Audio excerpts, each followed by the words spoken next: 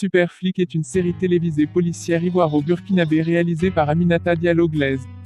Elle est coproduite par la société de production burkinabé Jovial Productions et le Bureau des Arts et Communications d'Abidjan. La série comporte 2 saisons de 32 épisodes la saison 1 et 35 épisodes la saison 2. Elle a été diffusée à partir de 2008 sur les chaînes publiques burkinabé et ivoiriennes.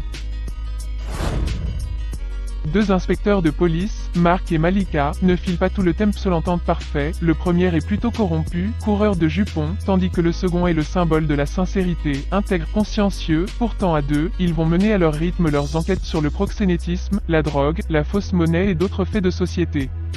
12 ans après sa publication, voici ce que sont devenus les acteurs majeurs de la série. Si vous êtes nouveau sur ma chaîne, n'oubliez pas de liker, de vous abonner en activant la cloche de notification pour ne rater aucune de mes prochaines vidéos. Lauréate du prix de la meilleure interprétation au FESPACO avec le film « L'œil du cyclone » de Sékou Traoré, Maïmouna Ndiaye est la seule africaine, membre du jury de la 72e édition du Festival de Cannes présidé par le réalisateur et producteur mexicain Alejandro González Iñárritu. Fille d'un père sénégalais et d'une mère nigériane, Maïmouna Ndiaye a vu le jour à Paris, elle grandit en Guinée et poursuit ses études en France où elle obtint son diplôme d'études théâtrales. En 1992, elle joue son premier grand rôle dans La chasse aux papillons sous la direction du cinéaste géorgien Otario Soliani. En 1996, Mouna prêtera sa voix à Karaba la sorcière dans le long-métrage animé à succès Kirikou du réalisateur Michel Oslo. De retour en Afrique, elle s'installe en Côte d'Ivoire où elle intègre la troupe de théâtre Imako Théâtrique. Femme à multiples casquettes, Maïmouna est également réalisatrice de plusieurs films documentaires dont Warbasanga et Tranche de vie présenté au FESPACO en 2009. Elle évoque dans ses productions des maux dont souffre sa communauté, notamment les violences faites aux femmes et le sort réservé aux personnes atteintes de troubles mentaux. Elle a joué dans une quarantaine de films courts et longs métrages, que ce soit dans Bol d'amour de Jacques Traby, 2001, Jardin en automne, 2005, d'Otario Soliani ou encore Une femme pas comme les autres, de Abdoulaye Dao, 2008. Elle a interprété le rôle de l'inspectrice Malika dans Super Flic de Aminata Diallo Glaise.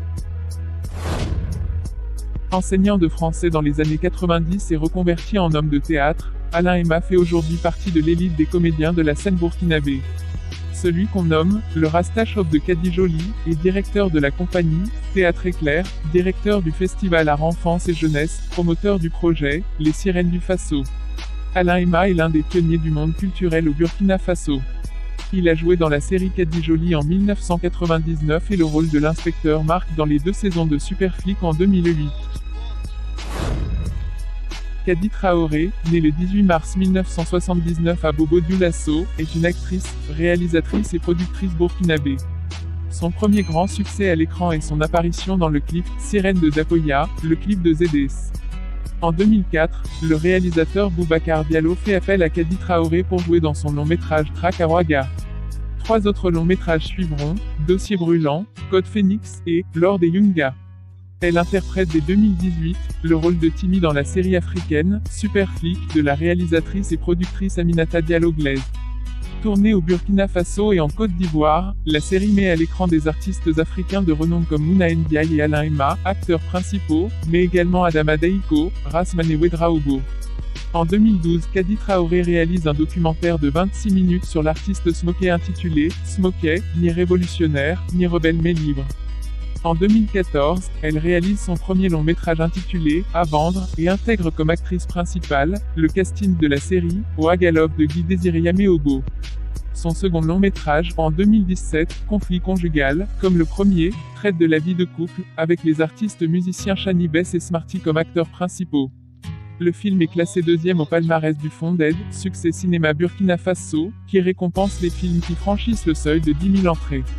Le 3e long-métrage de Kadi Traoré est en production, il a reçu plusieurs récompenses et financements dont la bourse de la plateforme Cartage Pro, un mécanisme de soutien pour les jeunes réalisateurs et producteurs africains. Le film porté par Kadi Traoré et Esther Traoré, productrice déléguée, remporte aussi le prix Alka, agence livre, cinéma et audiovisuel de Nouvelle-Aquitaine. Le prix stipule que la réalisatrice sera accueillie à Poitiers Film Festival. En 2019, Kadi Traoré réalise la série Femme au foyer, qui lui vaut le prix de la meilleure réalisatrice série francophone aux AFA Festival qui se tient au Nigeria en fin novembre 2019.